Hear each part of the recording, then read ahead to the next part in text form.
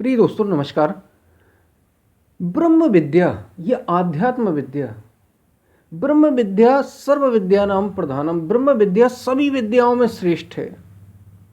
क्योंकि ये विद्या ब्रह्म विद्या ही आध्यात्म विद्या है, यानी ये आत्मज्ञान को पाने की, ये उस सत्य को पाने की जो सारी इस संसार में जो भी है, जो भी आपने सीखा है, जो भी लोग सीखते हैं, वो कुछ कोई ना कोई विद्या होती है। चाहे वो इंजीनियरिंग हो, डॉक्टर हो, ये सारी नई नई चीज़ें होंगी। डॉक्टर की पढ़ाई, इंजीनियरिंग की पढ़ाई, सारी चीज़ें विद्या ही तो है। लेकिन सभी विद्याओं में श्रेष्ठ अगर कोई है तो ब्रह्म विद्या है, आध्यात्म विद्या है, जिसको हमारे खोजियों ने खोजा। तो जैसे हर किसी विद्या के कुछ क्राइटेरिया हैं, इसको पाने वाला हर कोई नहीं पाता है, कोई कोई ही पाता है। यद्यपि है ये सभी के लिए, सबको पाना तो यही है, आज नहीं तो कल। लेकिन आज कौन पाएगा? संसार में ऐसा नहीं होता, संसार में सब कुछ नहीं पाते, लेकिन इसको तो पाने का हर कोई अधिकारी। जिसने मनुष्य का जन्म लिया वो अधिकारी है। लेकिन अभी कौन पाएगा? जैसे राम ने, कृष्ण ने, बुद्ध ने, महावीर ने, गिने चुने लोगों ने अपने अपने समय पर पाई। मीरा ने, तुलसी ने, रैदास ने, कबीर ने, संत कबीर ने, ऐसे महापुरुषों ने पाई। तो इतनी बड़ी विद्या, ये ब्रह्म विद्या पाने कौन पाता है? इसे कैसे पाई जाए? क्या इसके क्या तरीका है? इसका क्या रास्ता है? इसी पर हम वीडियो में बात करेंगे। उससे पहले अगर आप चैनल पर नए हैं तो सब्सक्राइब करें, वीडियोस को लाइक भी करें, जो पसंद आए उसको शेयर करें और पूरा सुने वीडियो को। इसका ज़रूर ध्यान रखें, पूरा सुनेंगे तो आप वास्तविक लाभ ले पाएंगे। ज़्यादा से ज़्यादा समय दे, पूरा समय दे। बहुत बहुत अधिक समय तो हम इसमें लेते नहीं, बहुत कम समय में ही आपको बड़ी दुर्लभ चीज़ें मिलती हैं। तो इसको ज़रूर सुने, ज़्यादा से ज़्यादा शेयर भी करें। हम चलते अपनी वीडियो की तरफ। जैसे हमने बताया, ब्रह्म विद्या को जानने का अधिकारी कौन है? अधिकारी मतलब जिसको ये मिलना चाहिए, कुछ ना कुछ तो क्राइटेरिया होगा। तो हुआ क्या, महर्षि रैको थे। महर्षि रैको वो क्या हो, बैलगाड़ी चलाकर अपनी आजीविका उपार्जन करते थे। मतलब ये बहुत पुराने समय की बात है। तो बैलगाड़ियाँ उस समय होती थी, बैल होते थे, उन पर एक लकड़ी की गाड़ी होती थी जिनसे यहाँ से वहाँ सामान ले जाया जाता था। तो ऐसे ही वे महर्षि जीवन व्यतीत करते थे। उस राज्य के राजा, उनका नाम था जनश्रुति, राजा का नाम। तो इससे हमें तो ज़्यादा कोई मतलब नहीं है, महर्षि का नाम, राजा का नाम, मूल बात पर आते हैं। तो जो उस राज्य के राजा जनश्रुति थे, उनको ये ज्ञात हुआ कि ये जो महर्षि रैक्व हैं ये ब्रह्मज्ञानी है। पता चल गया उनसे, ब्रह्म ज्ञान छुपता नहीं है। जिसको हो जाता है ना, जिसको आत्मज्ञान हो जाता है, जिसको सत्य का ज्ञान हो जाता है, जैसे शिव, मीरा, रैदास, देखिए इनके नाम आज भी लोग लेते हैं, उस समय भी लेते थे, आज भी लेते हैं। ऐसे छोटे छोटे, ऐसा नहीं है कि ये तो बहुत प्रसिद्ध हो गए, बहुत ऐसे भी हैं जिनका नाम हम नहीं लेते, लेकिन क्षेत्र के लोग आज भी लेते हैं। तो ये जो आत्मविद्या ये छिपती नहीं है, सब जगह फैल जाती। जिसने जितना पाया है, जितना गहरा, उसने उस सबको उस बात का पता चला है। तो उनसे ब्रह्म विद्या सीखने के उद्देश्य से जो राजा जनश्रुति थे, वो राज परिवार को साथ लेकर महर्षि से मिलने उनकी झोपड़ी पर पहुंच गए। और महर्षि क्या अब जो महर्षि थे, जैसे पहले ही बताया मैंने, ब्रह्मज्ञानी थे वो। तो महर्षि बड़ा सादगीपूर्ण जीवन व्यतीत करते थे। और राजा जनश्रुति ने महर्षि को प्रणाम किया, उनसे निवेदन कर दिया, जैसे सभी करते हैं। अब राजा को भी वो ब्रह्म विद्या सीखनी थी, उससे आत्मज्ञान को पाना था। वास्तविक सत्य, राजा जिज्ञासु थे, जानना चाहते थे कि वास्तविक सत्य है क्या। क्योंकि सब कुछ था उनके पास, सारा भोग विलास ऐश्वर्य जो जो हम सोच सकते हैं, एक राजा के पास वो सब कुछ होता है। तो वो सब कुछ था, लेकिन कमी तो कहीं ना कहीं बनी ही रहती है। क्योंकि मैंने बताया, हर कोई उसका अधिकारी है, हर कोई ढूंढ ही सत्य को रहा है। ऐसे ही इन राजा के साथ हुआ। तो जैसे महर्षि के पास पहुंचे, वे बोले कि मैं ब्रह्म विद्या सीखने का इच्छुक हूं, यदि आप मेरे गुरु बन सकें तो मैं स्वयं को बड़ा कृतार्थ समझूंगा। तो महर्षि जहाँ बैठे थे वहीं बैठे रहे और कुछ ना बोले। राजा ने कई बार अनुरोध किया, लेकिन जब महर्षि ने उत्तर नहीं दिया तो राजा को ये लगा कि संभवतः महर्षि किसी प्रकार की कोई दक्षिणा चाहते हैं या उपहार के आकांक्षी, चूंकि वे राजा थे। और कुछ बोले नहीं महर्षि, तो वे समझ गए, उनके भीतर जो भाव था राजसी, उससे वे समझे कि इनको कुछ ना कुछ चाहिए। ऐसा सोचते हुए उन्होंने जो राजा थे जनश्रुति, उन्होंने महर्षि से कहा, ऋषिवर मैं आपके सम्मुख हजारों गायें, बेशकीमती रत्न, जवाहरात ये सब भेंट करना चाहता हूँ, इन्हें स्वीकार कर मुझे कृपया ब्रह्म विद्या का उपदेश करने का अनुग्रह करें। ये सुनकर महर्षि बोले, पुत्र इस ज्ञान की प्राप्ति में यही तो बाधा है, यही सबसे बड़ी बाधा है। राजपद का अहंकार तुम्हें ऐसा समझने पर ही विवश करता है कि तुम्हें भ्रांति हो गई है कि ब्रह्म विद्या भी कोई खरीदने और बेचने की वस्तु है जिसे कुछ रुपए देकर और खरीदा जा सकता है। ब्रह्म विद्या तो ब्रह्म को जानने की विद्या है, ये सर्वश्रेष्ठ विद्या है। ये समस्त जितने भी तुम्हारे आकर्षण हैं, अट्रैक्शन है चीज़ों के प्रति, इन सब से परे है। यदि इसको भी खरीदा जा सके तो फिर इसमें और बाजार में जो बिकता सामान है उसमें अंतर क्या है? फिर तो ये बाजार की मूल्य होगी, बाजारू माल हो गया जिसको कहा जाए बाजारू, यानी खरीदा बेचा जा सके। यदि तुम मेरे लिए कुछ करना ही चाहते हो तो मार्ग से हट जाओ। वे महर्षि बोले, सूर्य का प्रकाश मुझ तक पहुंचने में बाधा पड़ रही है। इतना महर्षि ने उनसे कहा। राजा जनश्रुति का अहंकार चूर हो गया और उन्हें यह एहसास हो गया कि आध्यात्म का पथ, ये जो आध्यात्म विद्या है, इस पर चलने में अहंकार ही तो बाधा है। यदि ये समाप्त हो जाए और कामनाएं शून्य हो जाए, कामनाओं पर हमने एक वीडियो में बात की है, आप देख सकते हैं, कामना शून्य जीवन। तो अगर कामना शून्य हो जाए तो फिर उस परम को पाने से हमें रोक कौन सकता है? जो जीवन का सर्वोत्कृष्ट उद्देश्य है, उसको पाने से हमें रोक कौन सकता है? जैसे ही ऐसा बोध हुआ वैसे ही वे उस सत्य को जानने के पात्र बन गए। ये है ब्रह्म विद्या का अधिकारी। और ऐसे ही राजा जनक के साथ भी कुछ अगर आपने राजा जनक के बारे में भी हमने किसी वीडियो में बात की है और आपने सुना ही होगा, पढ़ा ही होगा, देखा भी होगा। राजा जनक और अष्टावक्र, ऐसे ही उनके जीवन में भी कुछ हुआ था। जब राजा जनक से अष्टावक्र कहते हैं, ये तो चमारों की सभा है, सब यहाँ चमड़ी का ही भान कर रहे हैं, चमड़ी को ही परखने वाले हैं, उसको ही देखने, उसको समझने वाले हैं। सत्य को जानने वाला तो यहाँ कोई है ही नहीं, सत्य को देखने वाला भी कोई यहाँ नहीं है राजन। तो जनक को एहसास हुआ कि ये वास्तव में ब्रह्मज्ञानी, ये मुझे आत्मज्ञान दे सकते हैं। तो आत्मज्ञान को पाने का अधिकारी ये होता है जो अहंकार शून्य हो जाए, जो समर्पण कर दे। और समर्पण किसका? धन का नहीं, जैसा ये महर्षि करना चाहे, जैसा ये राजा चाहते थे।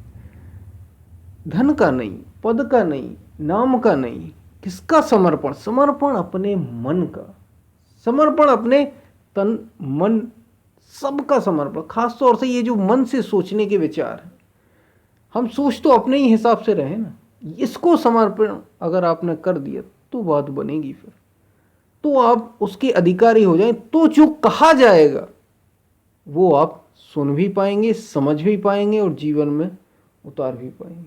तब वो आनंद मिलेगा जो जीवन का परम आनंद है। तो ब्रह्म विद्या ऐसे ही हर किसी को नहीं मिल जाती। हर किसी को कहाँ मिली? हर किसी को मिलती ही नहीं और हर किसी को जरूरत भी नहीं। महर्षि पतंजलि तो कहते ही हैं कि अथ योग अनुशासनम, अगर तुमने सब कुछ निपटा लिया हो तो अभी योग की ओर आओ। अगर तुम्हें अभी बाहर की बहुत ज्यादा इच्छा है, गोचर जहां लग मन जाइए, सो सब माया जाने भाई। जिसको ये समझ में आ गया कि सब माया है, वो भीतर की ओर आए, नहीं तो अभी वहीं चक्कर लगाए। इसलिए महर्षि पतंजलि तो शुरुआत ही इससे करते हैं कि अथ योग अनुशासन। और अब योग, जब सब सब चीज़ों से निपट गए हो, निवृत्त हो गए, समझ में आ गया हो। अब ये आपको 10 वर्ष की उम्र में समझ में आ जाए, आदि शंकराचार्य को 6 वर्ष की उम्र में समझ में आ गया, भी निकल पड़े। 21 वर्ष की उम्र में, 20-21 वर्ष की उम्र में संत ज्ञानेश्वर ने आत्मज्ञान को, ब्रह्म ज्ञान को पा लिया। 14 वर्ष की उम्र में ही शायद ब्रह्म ज्ञान को उपलब्ध हो गए वे। तो जितनी जल्दी आपको समझ में आ जाए या जितना ज़्यादा समय लग जाए, बात इसमें समझने की है। उम्र से कोई मतलब नहीं। 10 वर्ष, 15 वर्ष, 20 वर्ष, 25 वर्ष, 30 वर्ष। बुद्ध को जब 28 और 30 वर्ष की उम्र हो गई, तब उन्हें लगा कि उनके प्रश्न उन्हें अब कछोटते जा रहे हैं, उन्हें कुछ और ही पाना है, उन्हें इन दुखों से मुक्ति चाहिए। तब बुद्ध आत्मज्ञान के लिए उठे, तब वे वास्तव में ब्रह्म विद्या के पात्र बने। और इसमें ऐसा नहीं है कि गृह त्याग जरूरी है, बुद्ध को करना पड़ गया क्योंकि उन्हें उनके संस्कारों ने मजबूर कर दिया। ये संस्कार की बात है। हो सकता कोई साधु होकर उस ब्रह्म विद्या को पाए, उसमें साधु होने का संस्कार जन्मों जन्मों से हो, तो वो साधु होकर ही पाएगा, घर छोड़कर ही पाएगा। और कोई कोई ऐसा भी हो सकता है, जैसे राजा जनक थे, राजा राम थे, कृष्ण थे, जो लगभग वैराग्य से परिपूर्ण थे, केवल उन्हें ज़रूरत थी किसी गुरु की सत्य को समझने के लिए, और उन्होंने जीवन में उतार लिया बस। फिर ज़रूरत नहीं थी उन्हें गृह, इसका घर छोड़ने से, साधु बनने से, राजा बनने से, अमीर बनने से, गरीब बनने से, धनी बनने से, किसी पद पर बनने से, राजनेता बनने से ब्रह्म विद्या का या आध्यात्म विद्या का कोई संबंध नहीं है, कोई नियम नहीं है। ये तो आजाद करने की विद्या, ये तो पूरा करने की विद्या है। अब अगर आप में क्षमता हो तो आप ये घर रहकर भी कर सकते हैं, और अगर आप घर रहकर नहीं कर पा रहे हैं तो आप साधु होकर भी कर सकते हैं। पाना हमें सत्य को है, जैसे मिले तैसे पाना है, जो मूल्य चुकाना पड़े वो चुकाना है। उद्देश्य सत्य को पाने का है, उद्देश्य ब्रह्म विद्या को पाने का है, उद्देश्य परम को पाने का है। जैसे मिल जाए तैसे पाना है।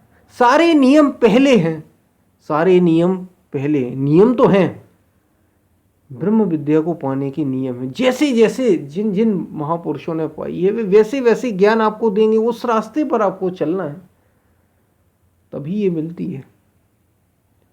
तो तरीका तो वही है, रास्ता तो वही बताएंगे जो जानते हैं, सत्य के जानकार हैं, जो ब्रह्म विद्या के उपदेशक हैं। रास्ता वे बताएंगे, चलना हमें है।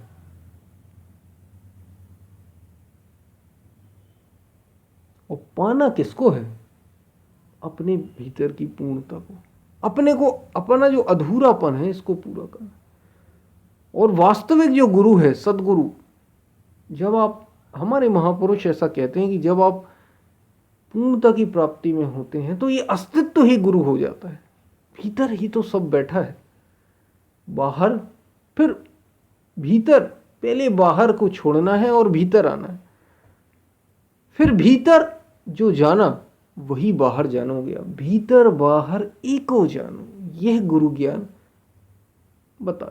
गुरु नानक देव ये कहते हैं, ये गुरु का ज्ञान है कि जो भीतर है, जो भीतर सो बाहर देखा, फिर अलग कुछ नहीं रह जाता। ये है ब्रह्म विद्या। और इसको जानने के लिए अधिकारी कौन? हर किसी को क्यों नहीं मिलती? क्योंकि हर किसी को ज़रूरत नहीं है। अभी संसार के काम, क्रोध, लोभ, मोह में ही अगर उलझे हैं तो उनको ज़रूरत नहीं। जो सत्य को जानना चाहते हैं उनके लिए है। इसलिए इसमें हर चीज़ का एक पात्र होता है। आप, कोई क्रिकेटर बहुत अच्छा बनता है तो उसका एक कुछ क्राइटेरिया होते हैं। IAS आप बनते हैं, कुछ क्राइटेरिया है। इंजीनियर बनते हो, कोई क्राइटेरिया है। डॉक्टर, कुछ क्राइटेरिया है उसके, आपको पास करना पड़ते हैं ना जिसको बनना है। ऐसे ही ब्रह्म विद्या, आध्यात्म विद्या के भी कुछ क्राइटेरिया हैं। वैराग्य होना चाहिए, संसार से देखी सुनी वस्तुओं में राग का त्याग ही वैराग्य है। अगर ये है तो आप पात्र बने ब्रह्म विद्या को जानने की। शरीर और मन से ऊपर उठने की परम चाह होना, शरीर और मन से अलग होने का भाव होना, ये कुछ क्राइटेरिया है। और सीधी सीधी बात, सत्य की तड़प, अगर वो है तो सारे क्राइटेरिया अपने आप ही फुलफिल हो गए। तब हमें आध्यात्म विद्या मिलती है। तो आध्यात्म विद्या, ब्रह्म विद्या, आत्मज्ञान को पाने का अधिकारी कौन, किसे मिलती है, किसे और कैसे मिलती है, इस पर हमने वीडियो में बात की। ध्यान, भक्ति, विवेक, वैराग्य, सम, दम, त्याग, तितिक्षा, ये सारे माध्यम हैं उस तक पहुंचने के, सत्य तक पहुंचने के, परम तक पहुंचने की। और कामना, बार बार हमारे महापुरुषों ने जोर दिया है कि कामना शून्य हो जाओ। कामना मतलब, वैराग्य का मतलब और क्या, कामना न रहे हमें संसार की किसी प्रकार की, क्योंकि संसार में गो गोचर जहां लग मन जाई, मैं फिर दोहरा रहा हूं इस चीज को, सो सब माया है। संसार में जो भी दिखाई और सुनाई पड़ता है सब माया है, सब माया है। क्योंकि यहां कुछ रहने वाला नहीं है, यहां कुछ हमेशा नहीं रहेगा। माया क्यों है, माया का मतलब क्या है? माया का मतलब यह है कि यहां जो चीज है नश्वर है, नष्ट हो जाने वाली है, हमेशा नहीं रहेगी। हमेशा तो नहीं रहेगी, हाँ उसकी आयु लंबी हो सकती है। जैसे एक पेड़ 1000 वर्ष तक जीता है, एक मनुष्य 100 वर्ष तक जीता है। एक चींटी 1 महीने, 15 दिन, 20 दिन शायद ऐसा जीती है। सबकी आयु अलग अलग है, सबकी उम्र अलग अलग है, लेकिन निश्चित उम्र है। एक पहाड़ पर्वत को आपने देखा, हजारों वर्ष में पर्वतों का निर्माण होता है और हजारों वर्ष बाद वे भी खत्म हो जाते हैं। जैसे अरावली पर्वत, भारत में अरावली जो पर्वत है, गुजरात राजस्थान से शायद दिल्ली तक जाता है। आप देखिए वो वृद्ध हो रहा है, बूढ़ा हो रहा है, खत्म होता चला जा रहा है। तो उसकी भी आयु हजारों वर्षों में ऐसा होता है, लेकिन आयु निश्चित है। इसलिए नश्वर है, नष्ट हो जाने वाला है, तो झूठा है, ये माया है। इसलिए कामना शून्य पुरुष ही सत्य को पाने का अधिकारी होता है, ब्रह्म विद्या को पाने का अधिकारी होता है, अध्यात्म विद्या को पाने का अधिकारी होता है। ये बड़ी आवश्यक शर्त है। बाहर की कोई कामना ना हो और सत्य की चाह हो तो बात बनेगी। हम फिर मिलते हैं, तब तक के लिए धन्यवाद।